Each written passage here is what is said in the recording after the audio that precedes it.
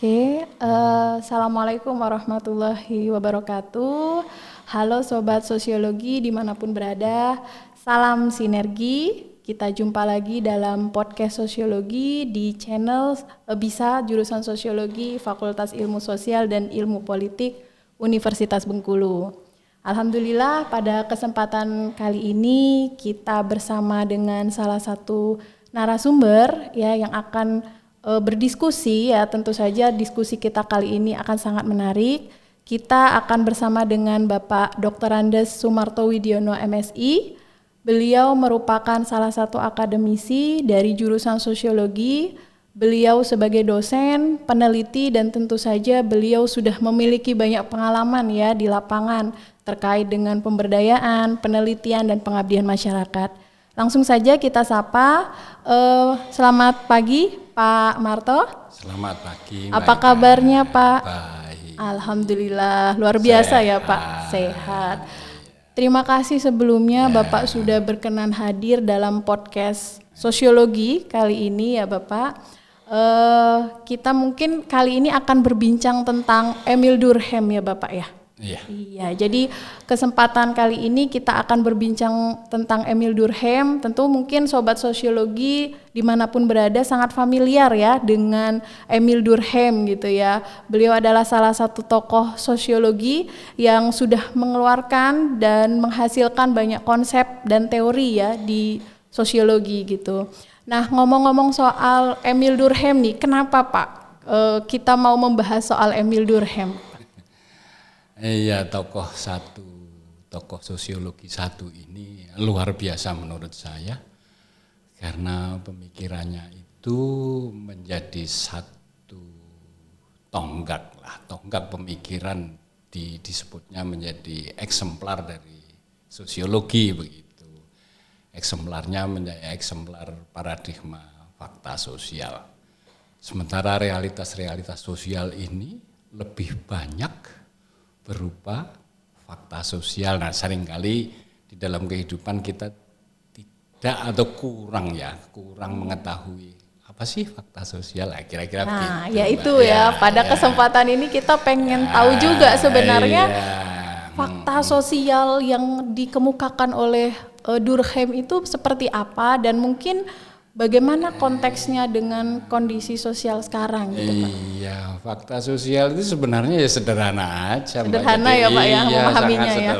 Jadi dalam kehidupan sehari-hari itu fakta sosial itu tanpa terasa sebenarnya yang hampir setiap kita kenalkan dalam kehidupan sehari-hari ada sebuah fakta sosial. Iya. Jadi fakta sosial itu kurang lebihnya kalau menurut beberapa literatur itu menyebutkan dia itu bersifat abstrak gitu. Kemudian abstrak.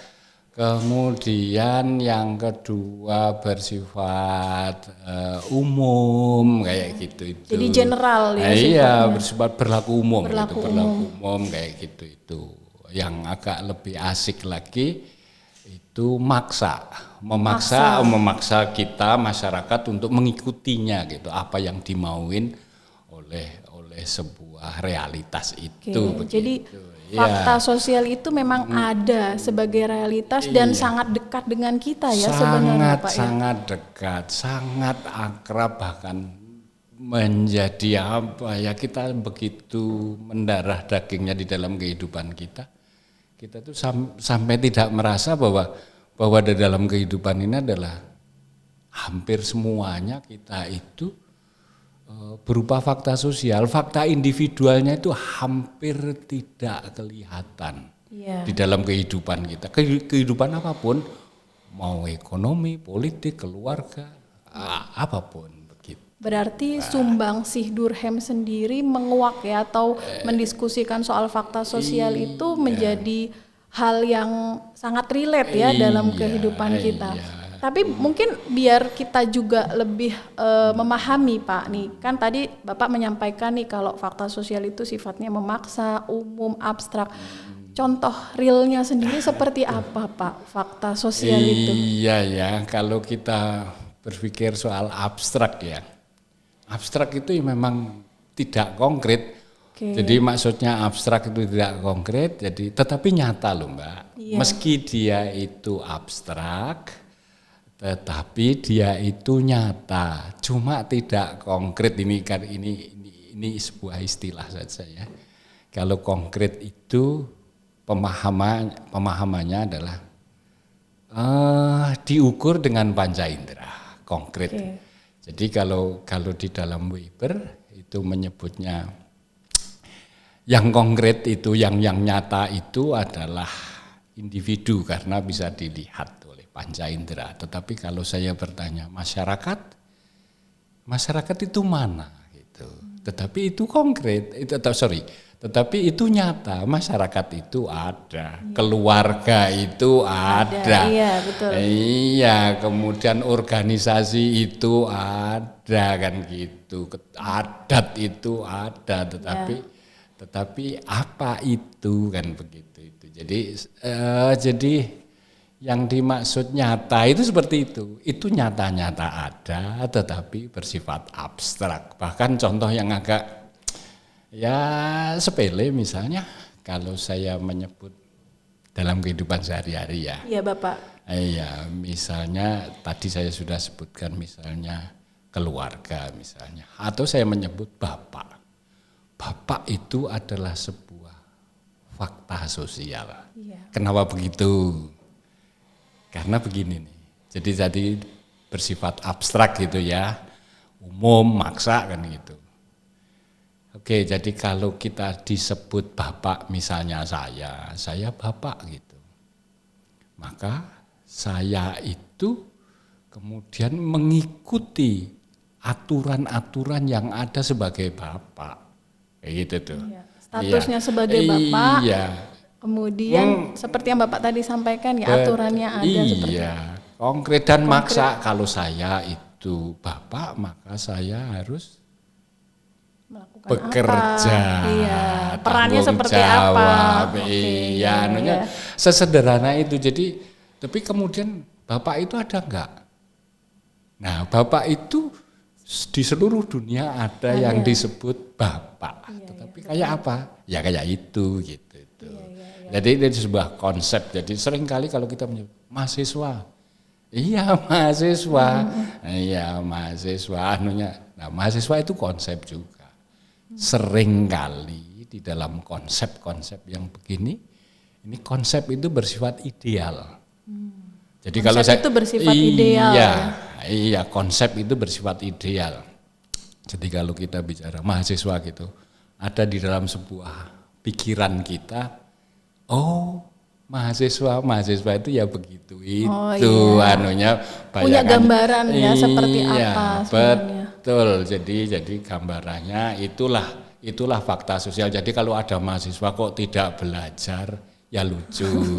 Mahasiswa kok tidak kuliah ya lucu. Itulah struktur-struktur yang memaksa tadi. Jadi kemudian yang menarik berikutnya adalah setelah kita ternyata banyak ya Pak yang menarik ya dari mengungkap soal fakta sosial, boleh Pak? Silakan. Iya. Jadi yang menarik di kehidupan begini ini hampir semua itu berupa struktur-struktur. Jadi fakta-fakta sosial.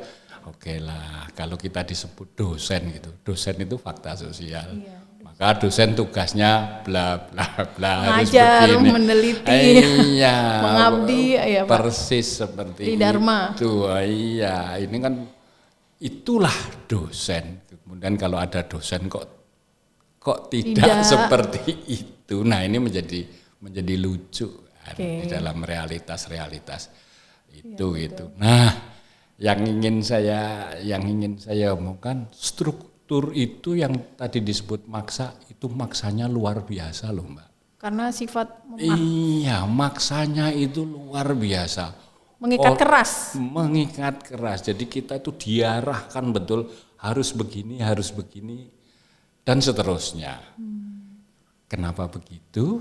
Karena sebenarnya dalam teorinya Durkheim itu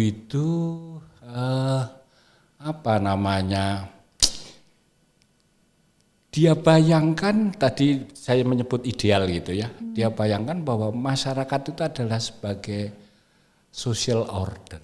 Nah, jadi ada keteraturan. Jadi orang bisa hidup itu dalam order-order yang sangat jelas. Tetapi kejelasan itu tetap saja maksa. Anunya begini, kaku sekali, bahkan kaku sekali. Memaksa untuk tujuan menempati order-order itu juga. Iya, justru menempati order-order itu tadi saya sebutkan, misalnya seorang bapak atau mahasiswa itu harus begini, harus begitu dan seterusnya. Keharusan ini. Nah, nanti yang menarik inilah ketika kita sudah di dalam teorinya Durkheim ini, kita bicara tentang struktur begitu membatasi manusia, tetapi yang menarik di dalam membatasi manusia menjadi nyaman di dalam kehidupan itu. Ya, karena keteraturan tadi, sesuai tatanan gitu ya, pertanyaannya Pak adalah kenapa kita harus teratur? Ya, betul. Kenapa kalau seandainya tidak karena misalnya sudah mengikat lalu ada keinginan lepas misalnya, memungkinkan enggak Pak seperti itu? Disebut penyimpangan sosial. Ketika kita keluar dari situ, kita disebut penyimpangan itu loh, order tadi. Order social order itu, begitu kita keluar dari situ. Dosen kok kayak gitu. Anunya begitu iya, gitu. Ketika memang sudah keluar dari tatanan, semuanya bisa juga jadi chaos juga Pak ya. Kalau chaos belum tentu. Tetapi barangkali yang teratur ada, jadi order itu, maka kemudian memunculkan kalau di dalam paradigma fakta sosial itu kan kemudian kita menjadi apa bahasanya itu seimbang masyarakat. Balance gitu ya Pak ya. Iya, bahasanya itu seimbang, kemudian tidak mudah berubah, anunya itu begitu. Jadi status quo gitu. Jadi nyaman gitu ya, menjadi supaya teratur gitu ya. Ada di zona nyaman. Zona nyaman ya, comfort zone. Hari ini. Jadi kalau sudah begitu, anunya begitu.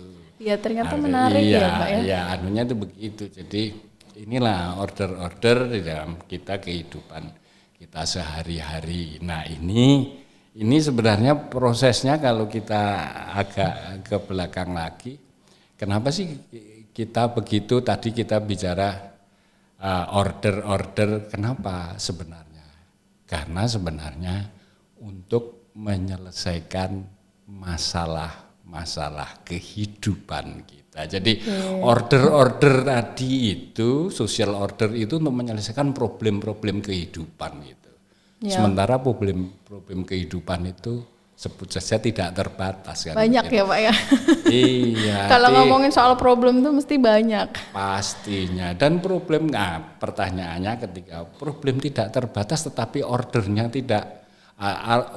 tidak ini, nah ini pertanyaannya. Iya, menarik juga tuh. Barangkali disitulah kemudian terjadi yang disebut dengan perubahan kalau di dalam fakta sosial.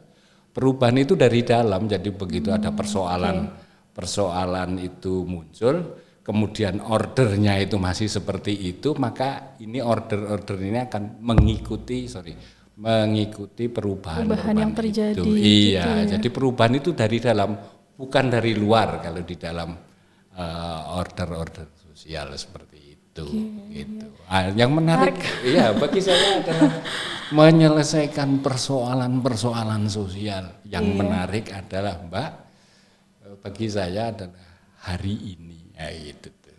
Hari ini gitu. Memang order itu gimana gitu ya. Jadi ternyata menarik ya Pak, mengulas satu konsep dari Durkheim soal fakta sosial ini. Ternyata banyak hal yang bisa dikaji, banyak hal yang bisa didiskusikan gitu. Itu dan menimbulkan pertanyaan-pertanyaan seperti yang Bapak sampaikan gitu kan. Memang itulah juga akhirnya jadi ketika ada permasalahan, disitulah ada penelitian ya Pak ya.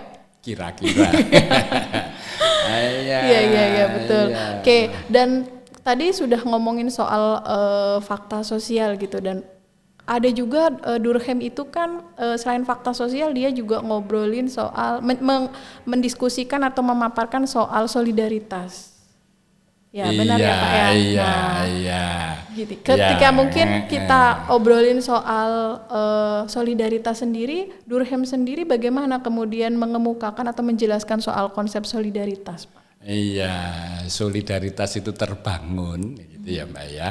Kenapa kita punya solidaritas gitu? Kenapa? Karena kita tuh punya problem tadi. Nah, problem-problem yang kita atasi itu ternyata tidak bisa diselesaikan secara individual. Tidak bisa satu orang aja ya Pak ya? Iya, jadi sebagai seorang individu karena kodrat kita, konon kabarnya kodrat kita adalah sebagai makhluk sosial. Nah kadang-kadang begini, yang disebut makhluk sosial ini yang apa namanya, kita itu menarik pertanyaannya adalah bagi saya, kenapa kita menjadi makhluk sosial kan gitu. Selain kita itu secara biologis kita itu memang tidak mampu. Tetapi kelebihan kita adalah kita mempunyai pikiran, akal budi, ada lagi adalah soal perasaan. Ini dua hal yang kalau dikembangkan mungkin kemudian ada yang lagi ada pikiran, ada akal budi, perasaan, barangkali yang lain adalah soal keagamaan ya. Ini kalau di dalam manusia menjadi utuh itu perasaannya begitu gitu. Nah ini menjadi akhirnya kita menjadi, karena kita lengkap seperti itu, maka ketika menyelesaikan persoalan butuh perangkat-perangkat itu. Untuk perangkat yang menunjang ya. Iya, tidak cukup dengan akal saja, tidak cukup dengan perasaan saja, tapi cukup barangkali butuh agama, barangkali. Butuh agama, butuh aturan gitu juga ya Pak ya? Iya pastinya begitu gitu. Iya, anunya seperti itu Mbak. Ini problem-problem yang kita atasi. Jadi kalau kita bicara solidaritas, itulah solidaritas kita untuk menyelesaikan problem. Tapi jangan lupa, kalaupun toh itu solidaritas harus tetap dalam bentuk social order. Oke, harus ya Pak iya, ya. Harus digarisbawahi itu ya Pak. Karena fakta sosial itu maksa itu tadi gitu. Iya. Maksa ya. Oke, berarti memang relevan ya konsep tadi fakta sosial yang Bapak sampaikan, dan solidaritas sendiri itu juga relevan dan memang harus sinkron. Tapi sebenarnya Pak, ketika tadi kita menyelesaikan masalah itu tidak bisa individu, maka sebenarnya kolektivitas dibutuhkan gitu ya. Betul Mbak, jadi kolektivitas itulah. Nah itu makanya kemudian ada konsep solidaritas itu ada solidaritas mekanik, ada solidaritas organik kan begitu. Yang mekanik itu dasarnya hal-hal yang sama gitu. Misalnya sesama mahasiswa. Sama mahasiswa ya.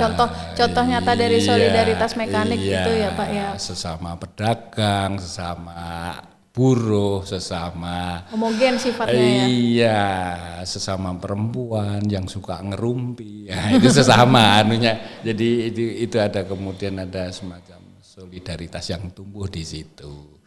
Konon kabarnya dalam tulisan itu solidaritas begini ada di dalam masyarakat masyarakat tradisional. Iya. Ya. Tapi rasanya juga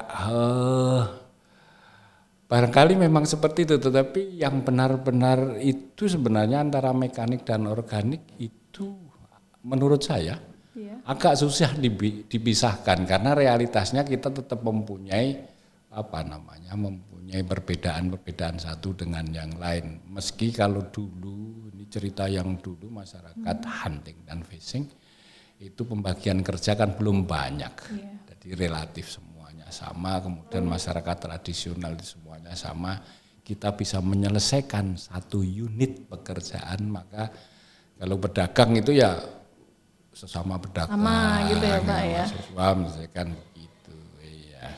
Tadi begitu. Bapak sempat ngomong soal solidaritas mekanik ya yang dicirikan dengan masyarakat-masyarakat yang masih tradisional sifatnya. Kalau satu lagi Pak, ada solidaritas organik gitu ya. Nah, mungkin seperti apa Pak itu? Ya, solidaritas mekanik konon itu sebagai masyarakat modern itu. Iya. Masyarakat yang rasional, jadi yang sudah punya spesifikasi, punya keahlian-keahlian tertentu sehingga kita tergabung dalam solidaritas itu karena kita mempunyai perbedaan-perbedaan. Perbedaan-perbedaan itulah kita tergabung, maka ada solidaritas sehingga kita berjalan bersama. Nah, yang menarik ketika kita berjalan bersama itu adalah semua tadi dalam social order, semuanya baik organik maupun mekanik itu berjalan bersama, itu menyelesaikan persoalan dan itu harus continue. Berkelanjutan. Kenapa gitu kan? Ya, kehidupan itu tidak boleh berhenti barang sedetik pun. Nah, gitu tuh, Mbak. Bener ya, kan? Bener Pak. Iya bener. Karena kan hidup terus berlanjut ya Pak ya. Betul. Iya. Jadi ketika kita bicara tentang keberlangsungan yang terus menerus tidak boleh berhenti dalam sedetik pun tadi, mesti kita membutuhkan sebuah sistem. Nah, kita membutuhkan sistem. Itu ada sistem. Kalau sistem mesti terus ada struktur. Jadi gitu punya kaitan ya Pak. Iya, struktur dan sistem itu dalam rangka menjaga keberlanjutan tadi. Inilah kemudian yang bersifat fakta sosial itu kayak gini nih gitu. Supaya tadi tujuannya tatanannya tetap terjaga gitu ya. Iya. Menarik sekali berbincang soal solidaritas dan konteks teori-teori atau konsep yang disampaikan oleh Durkheim masih sangat relevan ya Pak. Masih Mbak, cuma sekarang zaman ini sudah agak berubah ya kan, kalau di dalam masyarakat ini masyarakat strukturalis kan gitu ya. Ini memang membentuk masyarakat akhirnya berpikir strukturalis begini membawa ke arah masyarakat yang modern, yang rasional, tetapi rasional struktural yang tadi saya sebutkan dalam bentuk order itu kayak gitu. Nah, sekarang ini zamannya itu order itu mulai runtuh. Nah, menariknya begitu di dalam zaman yang disebut dengan posmo.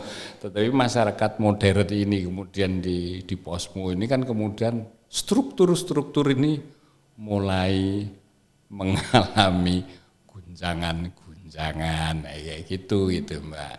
Ya. Jadi Bapak melihat bahwa sebenarnya konsep ini masih relevan, hanya saja tadi yang Bapak sampaikan order itu ya mengalami perubahan gitu kan ya. Iya.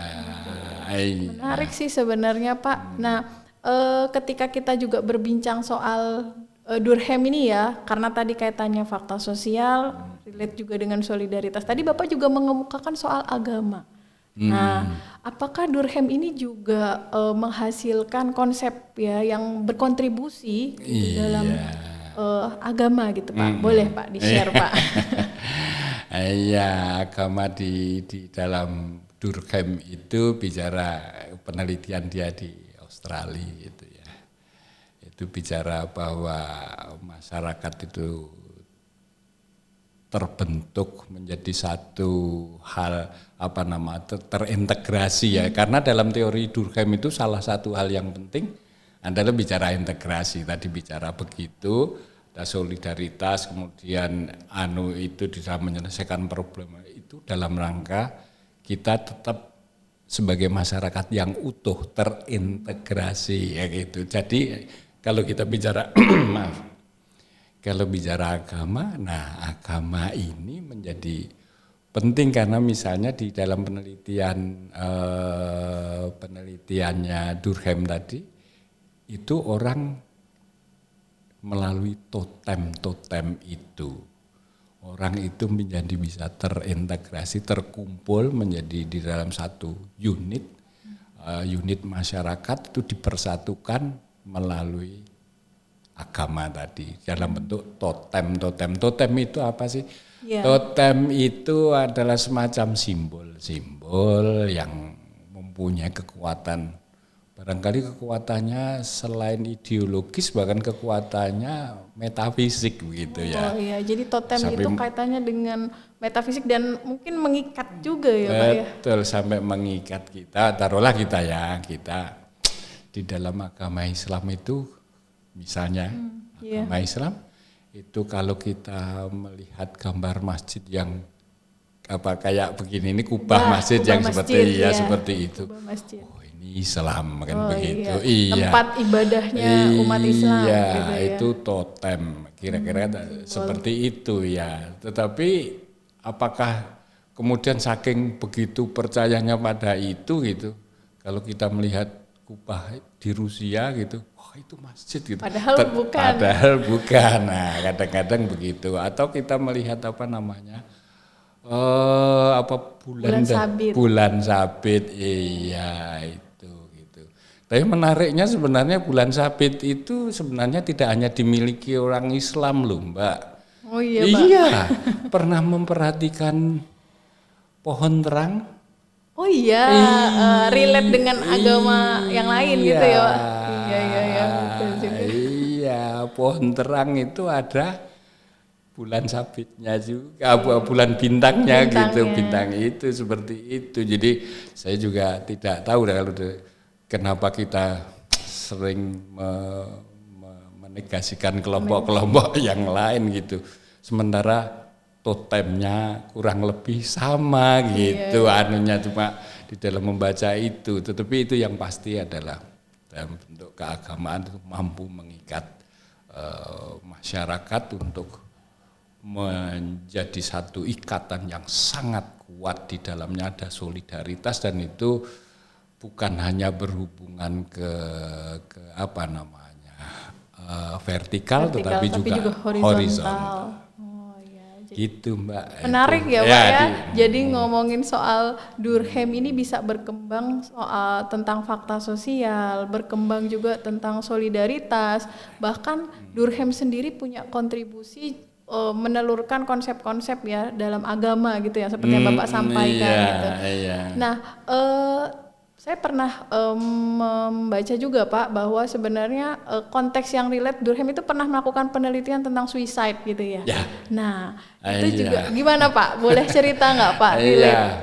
Bagi saya yang menarik penelitian Durkheim tentang bunuh diri itu sebenarnya bagi saya, tapi entah bagi yang lain, itu memunculkan isu-isu metodologis sebenarnya.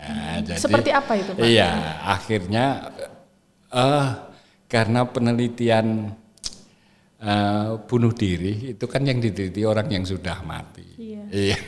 Kan nggak mungkin, maka menggunakan data statistik. Disitulah maka penelitian di paradigma fakta sosial itu penelitiannya pakai statistik kan begitu. Nah, katanya ke kuantitatif. Pedomannya adalah di dalam kuantitatif itu adalah homogenitas. Ya, jangan homogenitas. Jadi kalau kita melihat penelitian yang bersifat kuantitatif, kita harus menyamakan yang berbeda-beda itu, makanya harus ditanya itu yang diteliti siapa, anunya apa, itu harus jelas homogen. Meski di dalam homogenitas itu tetap saja ada yang namanya dinamika sosial. Misalnya kalian menyebut ini yang diteliti siapa? Mahasiswa. Oke, di dalam mahasiswa mempunyai dinamika sosial. Disitulah ada yang namanya standar deviasi, anunya begitu. Jadi larinya seperti itu ya Pak, maksudnya Iya. hubungan korelasinya ya Iya, dari bagi saya itu. paradigma fakta sosial yang dikemukakan oleh Durkheim kemudian melahirkan pendekatan yang seperti Bapak tadi sampaikan yang banyak digunakan untuk metode-metode kuantitatif gitu. Tapi kan fenomena bunuh diri yang juga masih terjadi sekarang gitu ya. Itu juga bagian dari fakta sosial. Iya, itulah karena maka kemudian kalau dikelompokkan ada bunuh diri apa?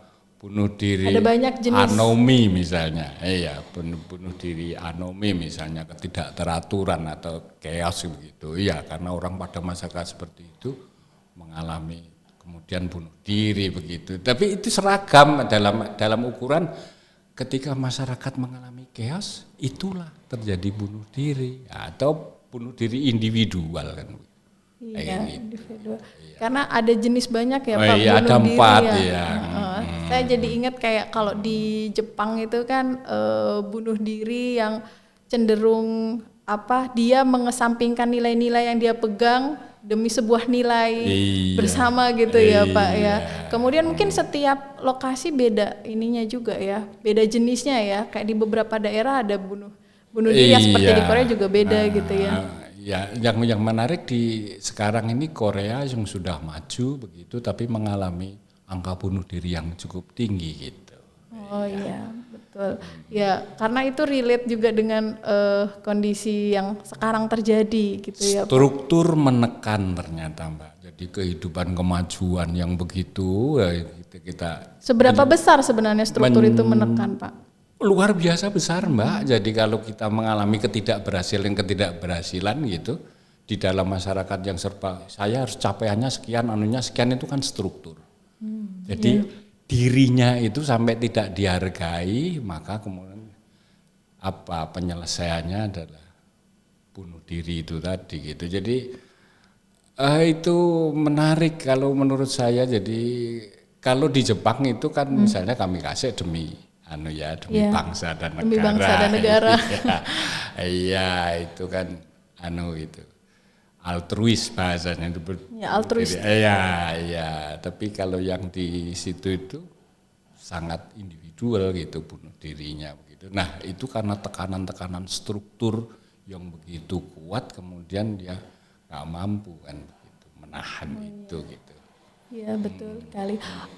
Tadi kita sudah ngomongin juga soal dari fakta sosial Pak, agama, solidaritas. Kita ngomong juga soal bunuh diri Pak. Nah, Durkheim sendiri juga punya kontribusi di bidang pendidikan ya Pak ya. Ada salah satu dia mengulas soal bagian isu dari pendidikan. Apakah seperti apa Pak? Ya, kalau pendidikan barangkali yang muncul di dalam isu-isu pendidikan seperti menurut saya lah ya Mbak, ada kurikulum gitu. Kurikulum hidden kurikulum gitu ya Pak. Kurikulum kurikulum nasional begitu.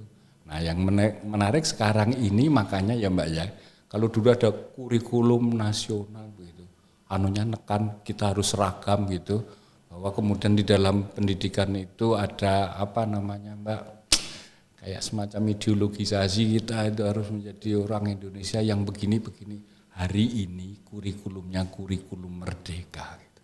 Ya, ini beda lagi gitu. Ini betapa struktur itu sudah mulai bergerak, terjadi perubahan-perubahan di dalam kehidupan kita. Kalau dulu struktur di dalam pendidikan yang begitu itu luar biasa. Misalnya ya Mbak. Seperti apa? Bagi saya itu kan ada P4 dulu tuh. Pedoman penghayatan pengamalan Pancasila ya Pak. Dulu Zaman Bapak itu ya Pak. Seperti itu, itu begitu. Atau kemudian yang lain adalah ya misalnya pendidikan itu lebih bernuansa kapitalistik daripada sosialistik gitu. Nuansa kurikulum itu materi-materi yang harus disampaikan itu terasa sekali di dalam kehidupan gitu. Perbedaan dari dulu dengan sekarang gitu ya. Nah sekarang ini semakin kelihatan kapitalistik. Kapitalistik ya, Ya, betul betul Pak. dengan kurikulum merdeka ini yang kita kejar adalah persoalan kemajuan teknologi dan seterusnya begitu. Karena perubahan zaman tadi Pak. Iya, itulah yang di dalam kalau teorinya Durkheim melihat betapa kuatnya struktur begitu. Tetapi di hari ini struktur itu sudah mulai mengendor kan begitu. Ya, ada kurikulum merdeka. Ya, setiap mahasiswa, setiap peserta didik dimungkinkan untuk mengembangkan potensi kemampuan diri. dari diri. Iya, Waduh. ini nih. Iya, menarik sekali Pak. Ini kita ngobrol soal dari seorang Durkheim bisa melahirkan banyak hal tadi ya. Fakta sosial, soal agama gitu. Lalu sebenarnya Pak, apa yang dari yang sudah kita diskusikan tadi, apa yang kemudian yang menarik yang kita bisa pelajari dan kita terapkan gitu ya dari apa yang disampaikan oleh Durkheim gitu Pak? Bagi saya sebenarnya karena orang timur ya Mbak ya, ini saya tidak tahu. Dulu kalau hari ini dulu kalau kita bagi ada orang timur, ada orang barat, sebut saja filsafat timur dan filsafat barat. Orang barat itu sangat materialistik, sementara orang timur itu bicaranya adalah bicara tentang keseimbangan, selaras, serasi kan begitu itu. Iya, hidup yang dalam zona nyaman kan begitu itu. Nah, dari apa tadi Durkheim gimana? Ya, jadi bagaimana kemudian Durkheim sendiri yang kita bisa pelajari dan kita dalam kehidupan. Ya, dalam kehidupan. Jadi sebenarnya kalau kita orang timur ini akan bawa struktur, karena orang timur itu kalau bicara keseimbangan itu berarti kita bicara tentang secara jagat gede, jagat gede dan jagat cilik gitu ya, anunya tuh begitu. Ini harus seimbang, yin dan yang itu seimbang begitu. Yang ingin saya sampaikan di ini penting karena ketika seperti itu struktur itu begitu kuatnya Mbak. Kalau di dalam cara berfilsafat timur, tetapi begitu ini kita filsafat barat, orang bicara tentang rasionalitas. Semua materi dan rasio kemudian dikritik. Sebenarnya posmo itu ingin mengembalikan apa? Salah satu pendekatan posmo itu adalah etika moral sebenarnya. Salah satunya orang harus menghargai orang lain, kemudian untuk anunya itu begitu itu. Tapi di posmo. Tapi kalau kemudian di sini di Durkheim ini sebenarnya agak pas kalau kita bicara tentang keseimbangan selaras, tatanan yang begitu. Nyaman gitu ya. Nah, kita sekarang ini sedang memilih, dunia ini memilih bergerak ke arah posmo. Saya juga tidak tahu. Tapi benarkah? Tapi hari ini misalnya orang meneliti tentang Mbak, kearifan lokal wisdom ya, yang sekarang sudah mulai mencuat dan banyak diteliti ya. Ternyata kearifan lokal itu diperlukan karena ternyata yang kita kejar materi terus itu nggak ketemu juga. Ternyata hal-hal yang tadi rasional ada, psikologi ada, kemudian agama itu ada kan gitu. Itu memberi keseimbangan dan orang di sana mengalami kekeringan. Hidup itu menjadi kering gitu. Karena tetapi kalau kita di sini ini menjadi, menurut saya menjadi lebih ketemulah anunya yang karena dicari. Ada komponen-komponen tadi ya. Manusianya itu menjadi ketemu. Gitu, Jadi nggak terasa nih Pak, kita sudah di penghujung podcast gitu ya. Tapi sebelum menutup gitu Begitu, barangkali Bapak bisa menyampaikan closing statement nih buat sobat sosiologi semua. Seperti apa, silahkan Bapak. Ya, sepatah kata ya bahwa yang penting dari belajar Durkheim itu adalah bicara tentang fakta sosial yang berupa struktur-struktur, dan struktur itu memaksa kita untuk hidup teratur.